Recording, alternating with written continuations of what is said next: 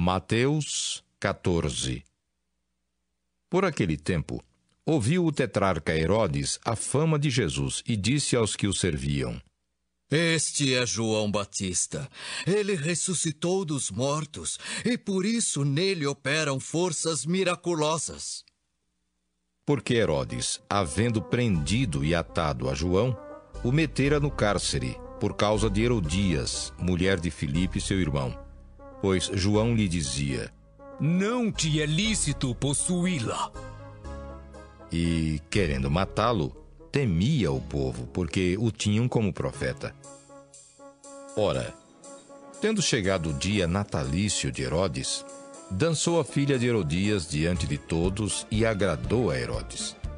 Pelo que prometeu, com juramento, dar-lhe o que pedisse. Então ela, instigada por sua mãe, disse: Dá-me aqui num prato a cabeça de João Batista. Entristeceu-se o rei, mas, por causa do juramento e dos que estavam com ele à mesa, determinou que lhe a dessem, e deu ordens e decapitou a João no cárcere.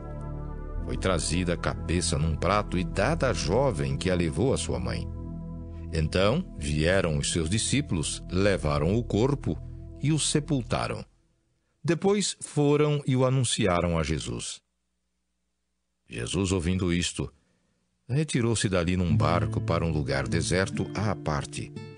Sabendo-o as multidões, vieram das cidades seguindo-o por terra. Desembarcando, viu Jesus uma grande multidão. Compadeceu-se dela e curou os seus enfermos. Ao cair da tarde, vieram os discípulos a Jesus e lhe disseram: O lugar é deserto e vai adiantada a hora. Despede, pois, as multidões para que, indo pelas aldeias, comprem para si o que comer. Jesus, porém, lhes disse: Não precisam retirar-se. Dai-lhes vós mesmos de comer. Mas eles responderam: Não temos aqui senão 5 pães e 2 peixes. Então ele disse: Trazei-mos. E tendo mandado que a multidão se assentasse sobre a relva, tomando os 5 pães e os 2 peixes, erguendo os olhos ao céu, os abençoou. Depois, tendo partido os pães, deu-os aos discípulos e estes às multidões. Todos comeram e se fartaram, e dos pedaços que sobejaram, recolheram ainda 12 cestos cheios. E os que comeram foram cerca de 5.000 homens, além de mulheres e crianças. Logo a seguir, compeliu Jesus os discípulos a embarcar e passar adiante dele para o outro lado, enquanto ele despedia as multidões. E despedidas as multidões, subiu ao monte a fim de orar sozinho. Em caindo a tarde, lá estava ele só. Entretanto, o barco já estava longe, a muitos estádios da terra, açoitado pelas ondas, porque o vento era contrário. Na 4ª vigília da noite, foi Jesus ter com eles andando por sobre o mar. E os discípulos, ao verem-no andando sobre as águas, ficaram aterrados e exclamaram: É um fantasma! E, tomados de medo, gritaram. Mas Jesus imediatamente lhes disse: Tende bom ânimo, sou eu. Não temais.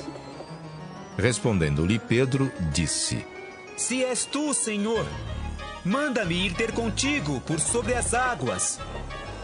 E ele disse: Vem. E Pedro, descendo do barco, andou por sobre as águas e foi ter com Jesus. Reparando, porém, na força do vento, teve medo e, começando a submergir, gritou: Salva-me, Senhor! E prontamente Jesus, estendendo a mão, tomou-o e lhe disse: Homem de pequena fé, por que duvidaste? Subindo ambos para o barco, cessou o vento. E os que estavam no barco o adoraram, dizendo: Verdadeiramente és filho de Deus. Então, estando já no outro lado, chegaram à terra em Genezaré. Reconhecendo-o os homens daquela terra, mandaram avisar a toda a circunvizinhança e trouxeram-lhe todos os enfermos. E lhe rogavam que ao menos pudessem tocar na orla da sua veste. E todos os que tocaram ficaram sãos.